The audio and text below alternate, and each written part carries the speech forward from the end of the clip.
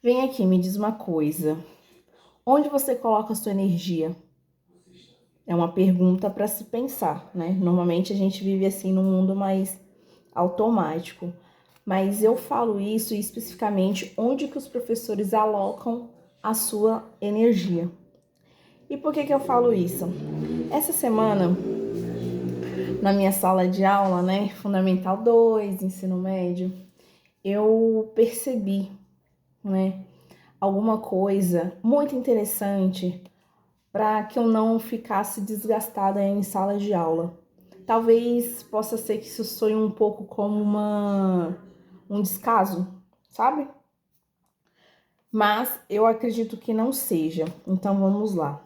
Porque a gente precisa entender e saber onde nós, professores, estamos alocando a nossa energia, principalmente quando a gente está em sala de aula. O que acontece? Lidamos com vários tipos de crianças e adolescentes, né? Então, a gente tem alunos que super se destacam, a gente tem os alunos medianos e a gente tem aqueles alunos que literalmente não querem saber de nada. Se a gente está lidando com alunos que eles são típicos, né? Eles não são neurodivergentes, eles não apresentam nenhum tipo de transtorno ou dificuldade de aprendizagem, a gente precisa entender como a gente aloca as nossas energias nesse aluno, né?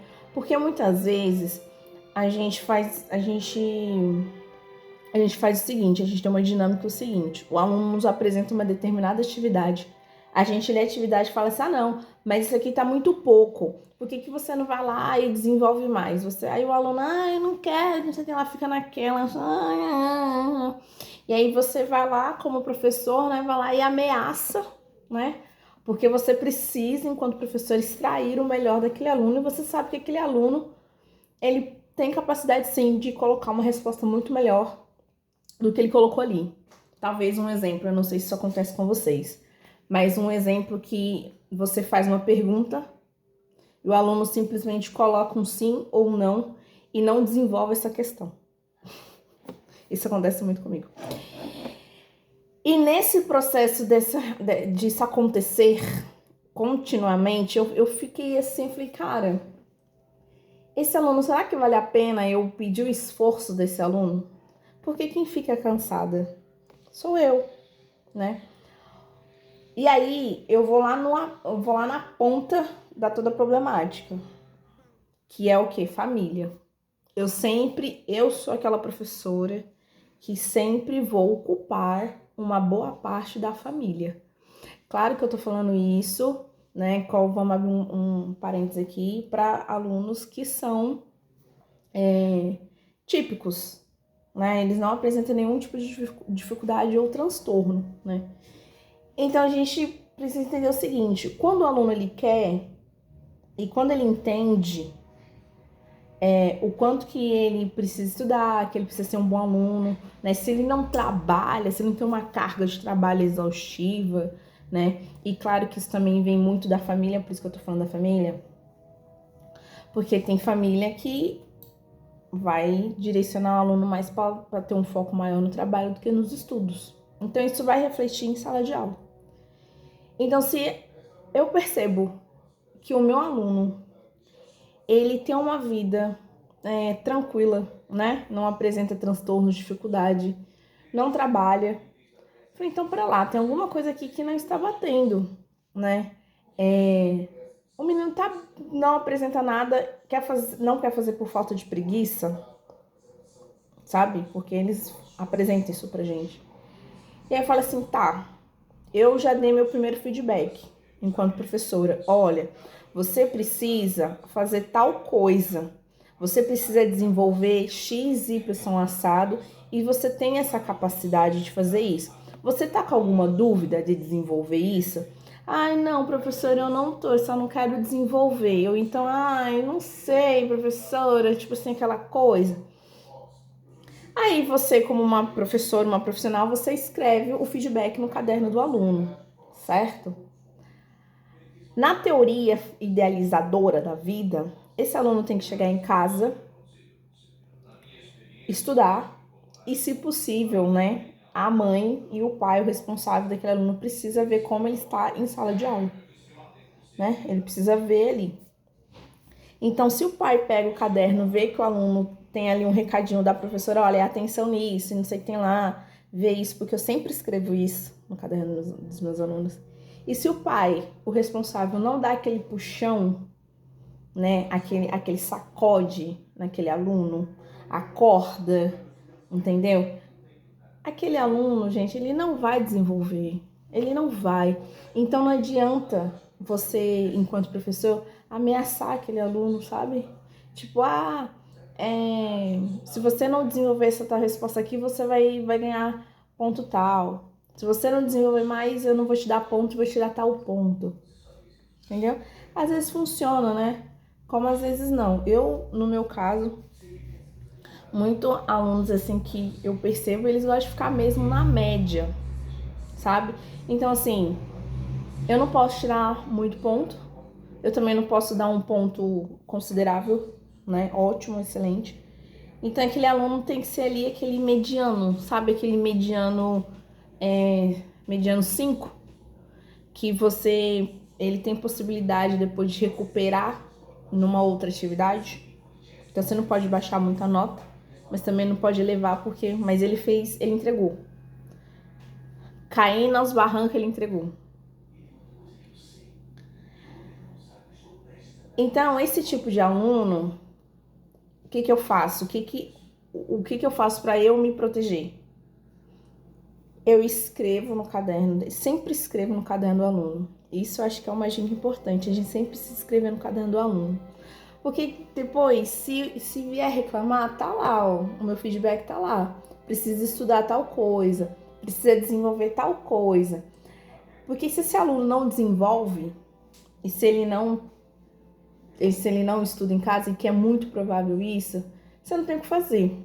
Então você vai se desgastar por isso? Não vai. Não vai se desgastar. E eu acho que, e aí talvez é uma questão que pra gente hoje, enquanto formadores, né? Porque assim, hoje a gente não forma cidadãos. Eu acho que antigamente a escola tinha esse papel de formar cidadãos, né? Hoje não. A gente não forma cidadãos, entendeu? A gente tá ali mais ou menos mediando aquele conhecimento ali, entendeu? Dando ali um suporte. Só que eu sou muito hoje assim de pensar mesmo assim que eu não sou uma educadora, né? Tipo, essa coisa de educar num sentido global. E não é porque, tipo, não é que eu não quero, só que é um processo de desgaste que eu não quero ter pra mim. Então, é muito diferente, por exemplo, quando eu acho que isso tá muito mais pra pedagogia, né? O pessoal de pedagogia, eu acho que eles educam mesmo, sabe?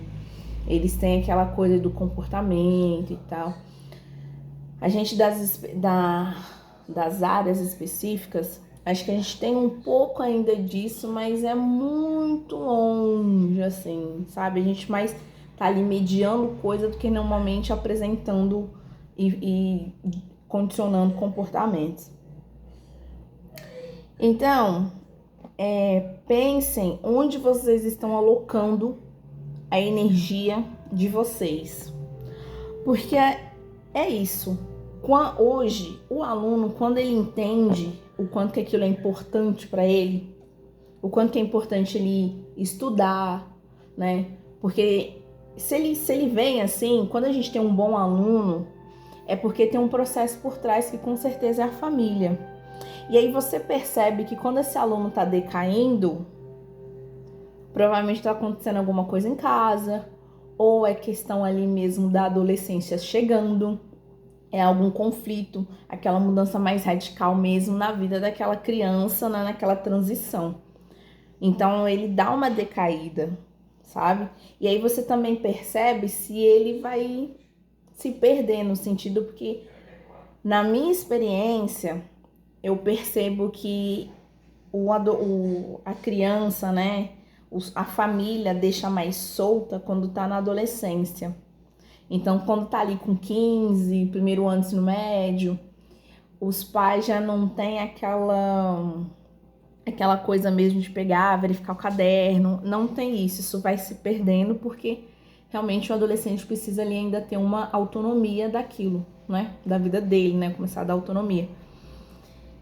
E aí você percebe, né, o quanto que a família direciona a importância, né, da responsabilidade, da autonomia, da organização, o quanto aquilo é importante. Quando isso não tem, então a gente vê assim que tá faltando alguma coisa aqui que não chega e que vai refletir no aprendizado desse menino, né? Ou dessa menina. Então nós, professores e professoras, a gente tem que saber hoje com quem que a gente está lidando, né? Quem são os alunos que chegam pra gente. E evitar o máximo de pegar batalhas que não são nossas. Porque tudo que chega pra gente já tá muito bem direcionado. E eu acho que isso é importante, porque é importante dizer isso, porque assim, eu ainda tenho um certo preconceito com determinadas atitudes e condutas minhas dentro, né, enquanto professora, que eu repilo literalmente, porque literalmente eu falo assim, gente, eu não quero ter determinado papel, porque assim, sabe quando você acha que não convém? É mais ou menos quando você pensa, quando você estudava. Quando a gente, né? Então, assim, quando eu estudava, então, por exemplo, assim, a professora gritava, ela tinha autonomia para gritar, para falar alto em sala de aula, né? Assim, mais ou menos na época da minha mãe, professora, né? Que eu podia colocar lá na virada de castigo dentro da sala de aula, né? As professoras tinham essa autonomia antigamente, né? E aí, às vezes, você fala assim, cara, tá. Então, assim, claro que eu não vou levar isso pra sala de aula, até porque hoje deve ser considerado crime, né? Uma falta de ética, um monte de coisa. Só que eu acho que nós, mulheres, principalmente professoras, a gente tem mania muito de gritar pra o quê? Pra ganhar respeito. Porque nós mulheres, a gente já tem a ideia, né? Nós não somos respeitadas, então a gente quer respeito à base de grito, né? E alguns condicionamentos que, querendo ou não, nós aprendemos no decorrer da nossa criação, no decorrer da nossa fase escolar, e a gente leva isso para dentro da sala de aula. A gente replica isso na sala de aula. Então é parar muitas vezes de replicar coisas que foi aplicada em nós enquanto crianças, pré-adolescentes e adolescentes dentro da sala de aula para essa garotada de hoje, porque não adianta. Quem se desgasta é a gente. É a gente que vai ficar desgastada. Então, tipo assim, entrar em conflito, achar por que tá debochando, muita coisa assim, você não tem que ligar mesmo. Ah, mas eles vai te desrespeitar? Vai, porque na maioria das vezes vai ser o quê? Um teste, né? Vai ser um teste ali até pra ver o quanto que você aguenta, se você perde a linha ou não. Então, aonde você está alocando a sua energia com os alunos? Só pensa nisso, sabe? E porque assim, os alunos bons, você vai ver que ele vai chegar em você, ele vai querer saber, ele vai, professora, mas eu tô com dúvida nisso, eu tô com dúvida. Assim, você não tem esforço com esse aluno, né? Aí tem aqueles alunos que eles são medianos, né? Que tipo assim, eles entendem, eles sabem, eles querem, né? Mas às vezes eles são dispersos, às vezes conversa, sabe? Tipo assim, dá pra levar. Aí tem aqueles que assim, não sabe por que tá ali, não queria estar ali. Esses alunos que não querem estar ali, a gente tem que alocar nossa energia neles, só que também não é uma energia 10, sabe? Você entende? Não é uma energia 10. Você tem que ir na mesma energia daquele aluno. Porque o que ele te entregar é lucro. Então, se o aluno está ali na fase 0 e se ele te entrega a fase 1, se ele te entrega 1, nossa, parabéns. Tá ótimo. Entende? Porque se você quer exigir de um aluno que é 0, quer exigir que ele vá para 5, para 6, não vai. Aí você vai ficando desgastada. Aí você vai, ai, mas aquele menino não faz, que não sei o que tem lá, mas isso vai refletir no meu trabalho. Não reflete. E se refletir é porque você não está criando estratégias, para que isso não te prejudique. Assim, tudo que eu estou falando é baseado no que eu estou vivendo dentro da sala de aula. Ai, eu detesto meus alunos? Não. Eu gosto de todos os meus alunos. Obviamente tem aqueles que, tipo assim, eu fico muito com o pé atrás, só que, por que eu fico com o pé atrás? Pra eu não esmagar a cara do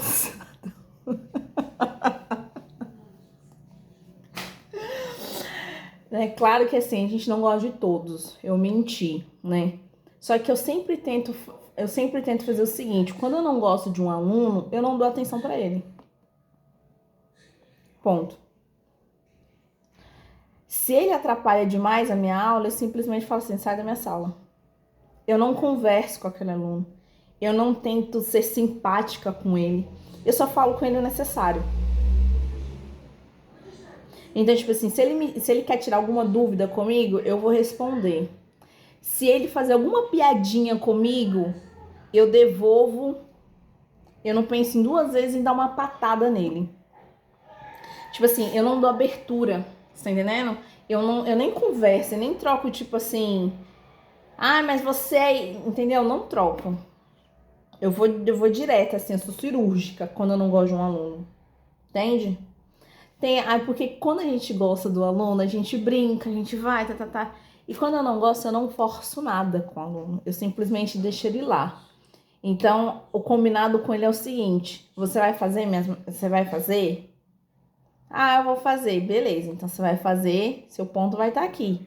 Se você não fazer, não vai ter mais. E se ele não, literalmente, se ele não faz, o que acontece com ele? A minha escola ainda tem recuperação, né? Então ele vai para recuperação. E eu não falo nada.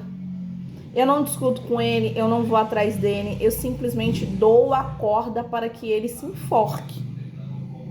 Entendeu? Porque o que acontece? Tem que ver a família. Porque também muitas vezes a família desse aluno não liga para ele. E aí, se a família não liga para ele, aí a gente começa a entender que situação que aquele ser está vivendo. E eu vou falar, viu? É muito triste quando você vê que tem um aluno abandonado. Porque é abandonado pela família e depois ele é abandonado no caso, não vou falar pela escola, mas eu lavo mão, né? Depois que eu vou tentando ali, fazendo pequenas concessões para que ele tente ali sair do 0 pro 1. Então, a ideia do vídeo de hoje é você pensar, querido professora, eu queria falar para todos, né, mas acabei misturando. Mas a ideia em si, prof, é você pensar onde você aloca energia. Para qual aluno que você tem que demandar energia. E assim, nenhum aluno